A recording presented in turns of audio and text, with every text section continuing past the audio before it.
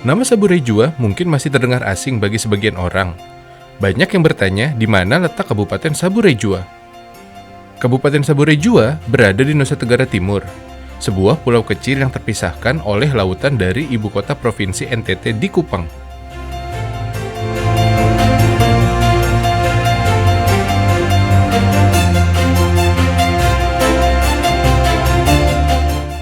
Mendekati area Pulau Sabu, dari udara, pemandangan magis pantai biru, area perbukitan khas Indonesia Timur, menyambut kedatangan para tamu di Saburai Jua.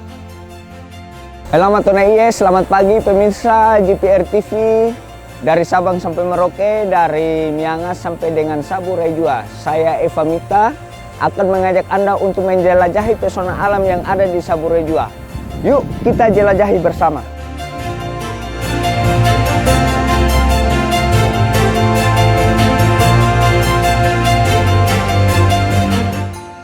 Setelah kaki menginjak tanah Saburai Jua, destinasi pertama yang harus Anda kunjungi adalah Gua Mabala.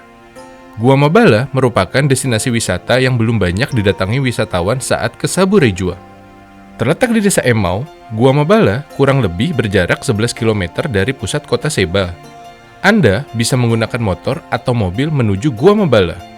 Setibanya di lokasi, wisatawan dapat bersantai sejenak di lopo atau bale-bale sebelum masuk ke dalam mulut gua. Pemirsa, saat ini saya berada di wisata alam Gua Mabala, yaitu wisata alam yang terletak di Desa Emau, Kecamatan Sabu Tengah, Kabupaten Saburai Jua. Bagaimana bentuk atau keunikannya? Yuk kita lihat bersama.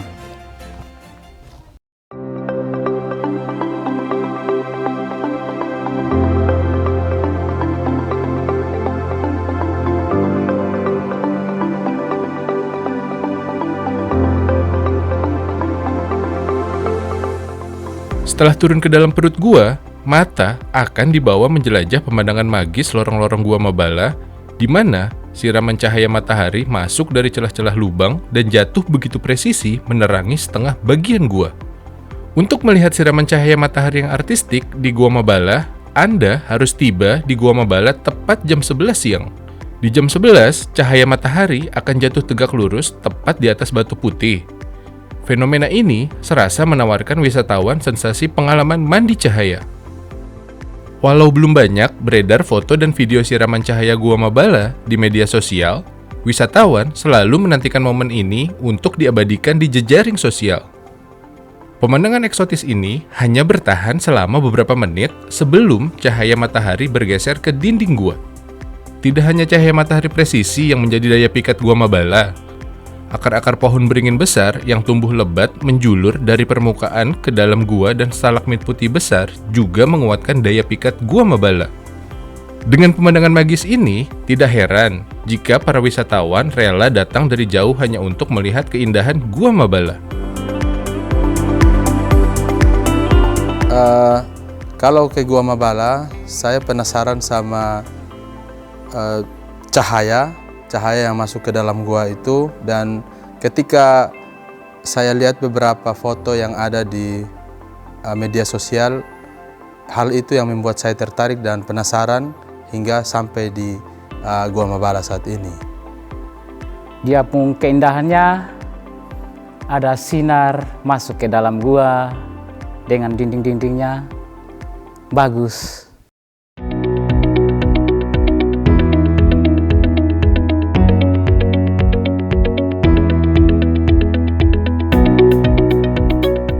Dari Gua Mabala, jelajah Saburai Jua berpindah ke objek wisata paling ikonik di Saburai Jua, bahkan di Indonesia.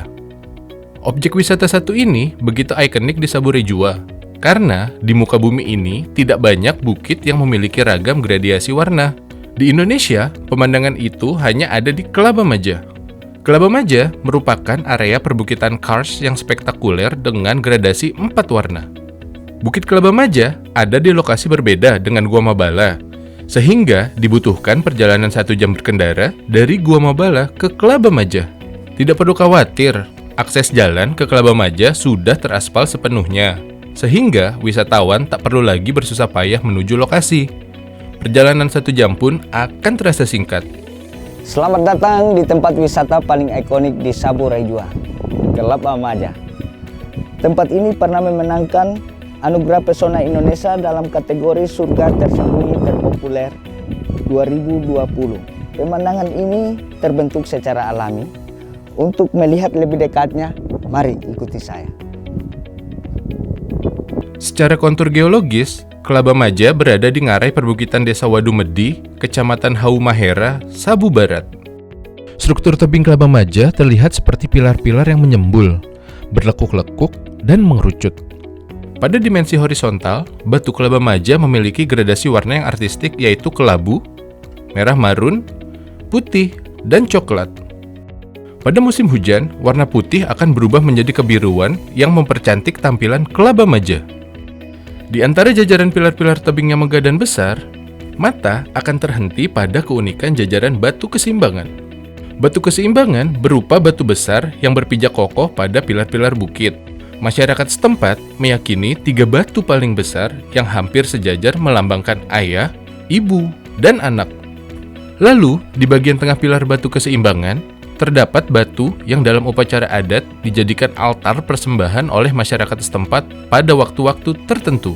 Karena adanya kepercayaan akan nilai-nilai budaya yang menyertai tempat ini, wisatawan yang datang diminta menunjukkan rasa hormatnya selama di Kelaba Maja. Rasa hormat ditunjukkan dengan mengenakan tenun khas Sabu dan menjaga sikap, ucapan, dan etika selama berada di Kelaba Maja.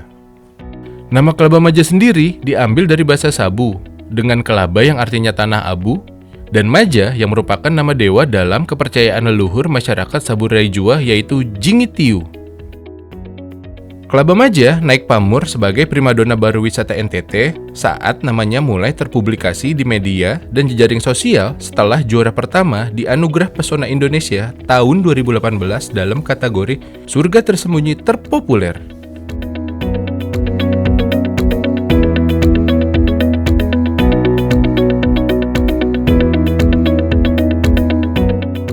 Keunikan objek wisata Sabu Raijua tidak hanya Kelaba Maja.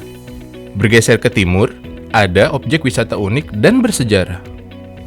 Berjarak 1 jam perjalanan menuju timur dari Kelaba Maja, terdapat fenomena alam unik lainnya yakni Batu Gong. Lokasi Batu Gong berada di Desa Waduwela, Kecamatan Sabu Liae. Pantai Ege, disebut juga Benteng Ege. Julukan ini disematkan karena pada masa lampau, kolonial Belanda membangun bentengnya di area ini. Namun, peninggalan Benteng Ege saat ini hanya menyisakan meriam perang yang berada di Museum Kupang. Sekarang saya berada di sisi lain dari Benteng Ege, yaitu Batu Gong, atau dalam bahasa Sabunya disebut Waduk Dere. Tempat ini berada di Desa Waduwala, Kecamatan Sabu Liae, Kabupaten Sabu Raijua. Kenapa disebut Batu Gong? Yuk kita dengar bersama-sama. Hanya ada 2 batu besar di dalamnya. Sepintas, tak ada yang berbeda dengan batu pada umumnya. Perbedaan baru terasa saat batu besar dipukul dengan batu kecil. Benturan batu mengeluarkan suara nyaring seperti gong. Karena itulah, batu ini disebut batu gong. Suara ketukan batu yang dipukul seakan menjadi alat berkomunikasi.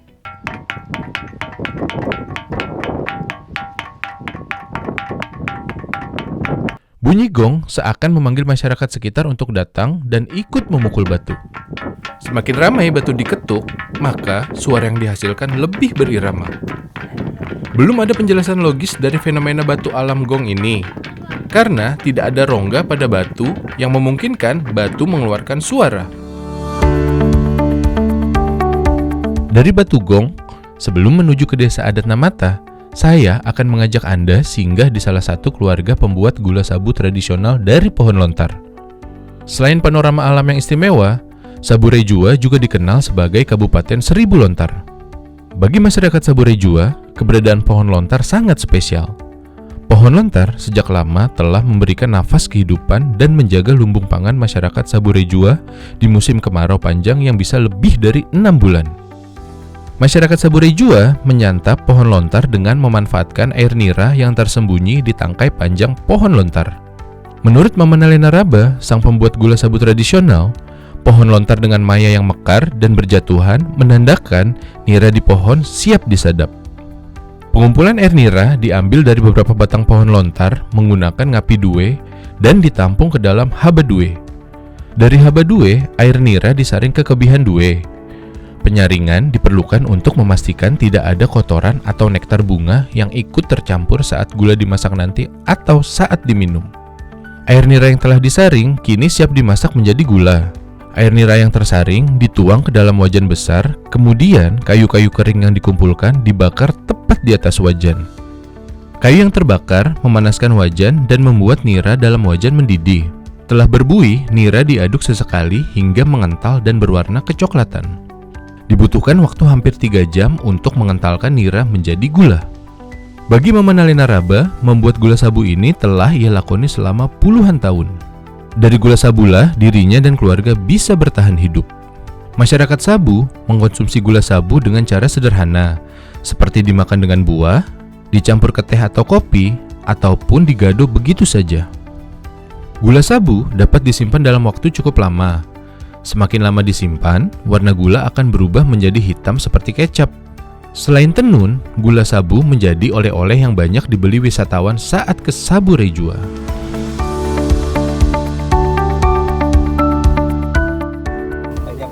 Tidak banyak panwila nih, do sama deh yang nakanya ngerung ya nih mas. Kewi no ya mai rồi cái đâu mà mi vi kì vi pha này mà nó vào lấy đeo mấy đâu được thân đâu được phần đâu được phá vào vậy ra mất ạ.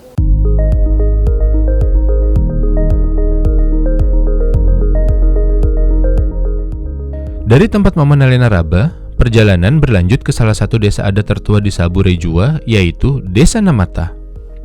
Desa adat Namata termasuk salah satu destinasi wisata populer di Sabu Rejua. Desa adat Namata berada di dekat Bandara Tardamu. Hanya berjarak kurang lebih 3 km atau dapat ditempuh dalam 20 menit berkendara dari Bandara Tardamu. Berada di atas perbukitan, Desa Namata dihuni oleh para pemangku adat atau yang disebut Mone Ama dalam bahasa Sabu. Sebagian kecil para Mone Ama masih memegang teguh adat istiadat, tradisi, dan kepercayaan leluhur masyarakat Sabu yakni Jing Tiu. Sebelum melangkah masuk ke dalam Desa Namata, pastikan terlebih dahulu Anda mengenakan pakaian adat Sabu seperti sarung, selendang, dan ikat kepala. Jika tidak memiliki ketiganya, para Mone Ama menyewakan baju adat dengan harga yang cukup terjangkau. Jangan lupa juga disediakan uang seikhlasnya sebagai biaya masuk. Nuansa peradaban zaman megalitik begitu kental terasa saat kaki melangkah masuk ke Desa Namata.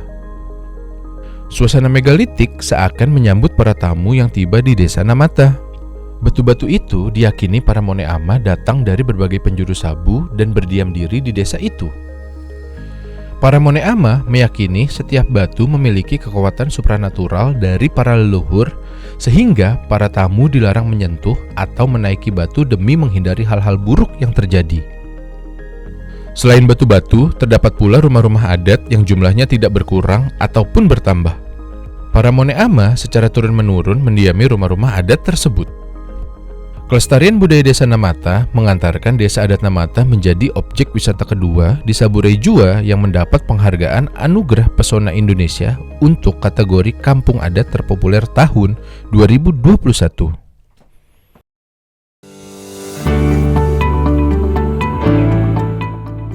Meski berada di teras Indonesia bagian selatan, Tuhan memberkati Pulau Sabu Rejua dengan keindahan panorama alam memukau, budaya leluhur yang tak luntur, dan kehidupan harmonis manusia dan alam.